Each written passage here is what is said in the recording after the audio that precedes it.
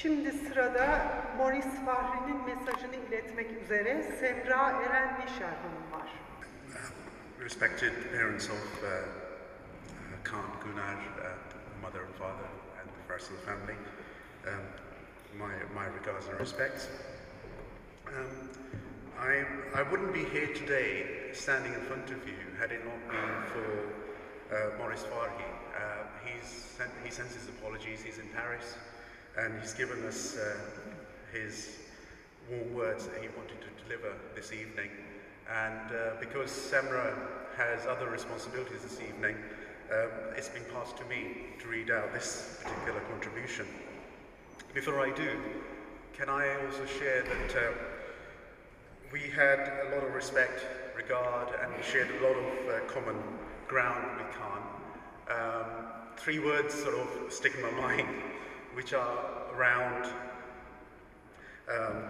gastronomy, our love of food, particularly nice food. We shared a lot of sort of share of good food around our table when we met at home.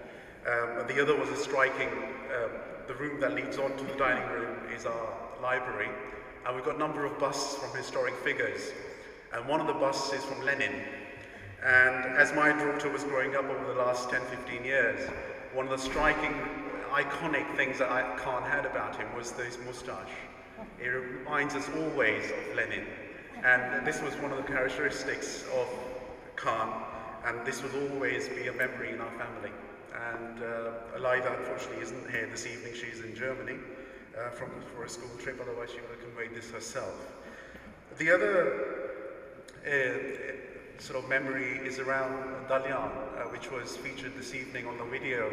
I hadn't appreciated that Khan had such a key role that he played in saving the kind of the landscape and the heritage, and particularly the green space around Dalyan. It's a testimony to his and his friends' efforts that we can enjoy this. It's one of the best beaches, best conservation areas in the world, and it's a heritage that we will respect for generations to come.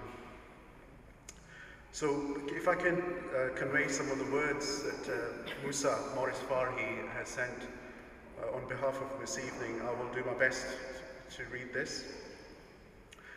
Dear friends, I offer these words in great sadness, because much as they are endeavor to express my grief at the loss of our dear friend and brother Khan, they will fail to give voice to the intensity of my grief. I am further saddened because I am not able to address you personally, and thus mix my tears with yours as we mourn, as mourners should.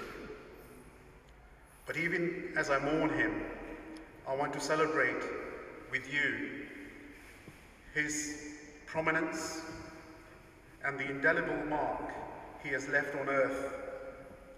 Let me refer, if I may, to an epilogue which I embraced during my childhood, and which, since Khan passed away, has come to inhabit me again, and cherish it because it carries Khan's very spirit.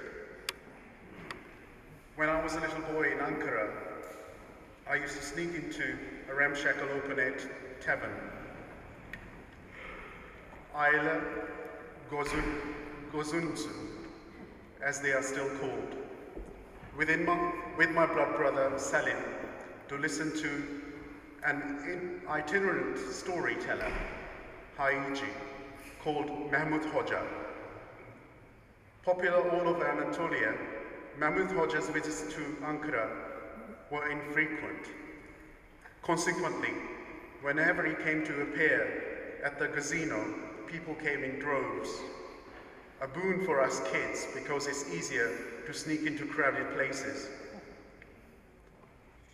Mahmud Hoja had a cornucopia repertoire, but what I believe made him so popular was the fact that his stories were not about unrequited love or family tragedies, but about heroes, about Yeats.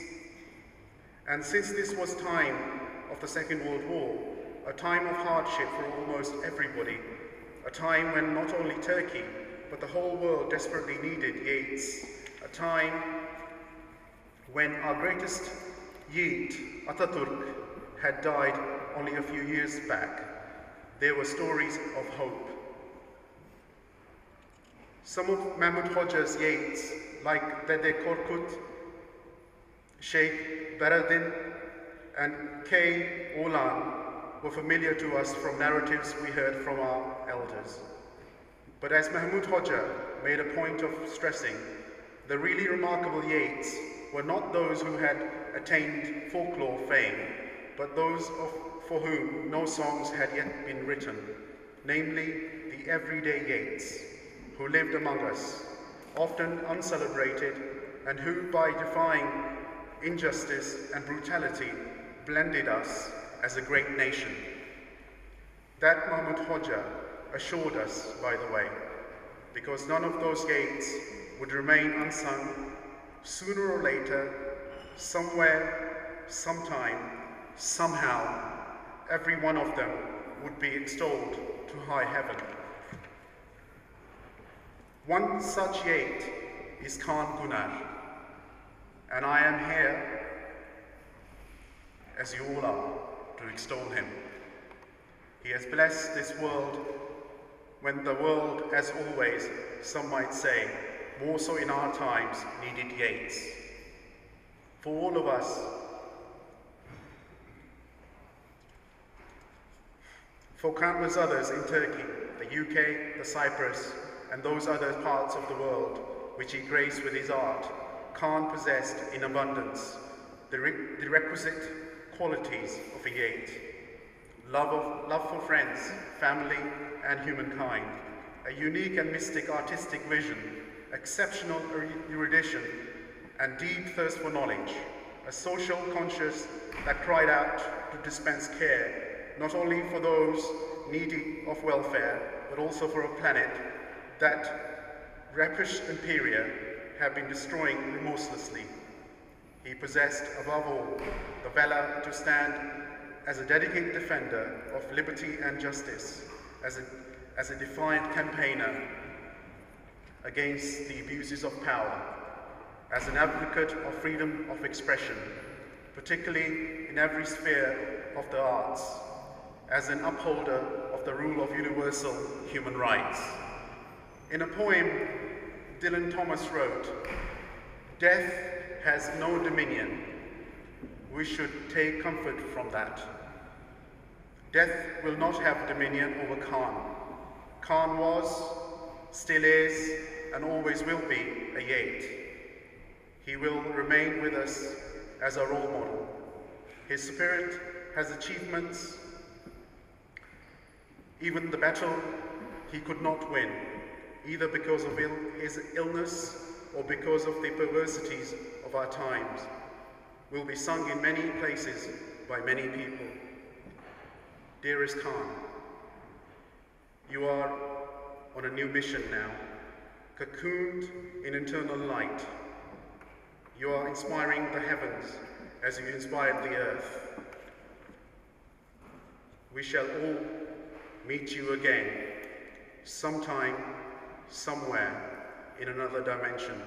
Your friend and brother, forever, Musa."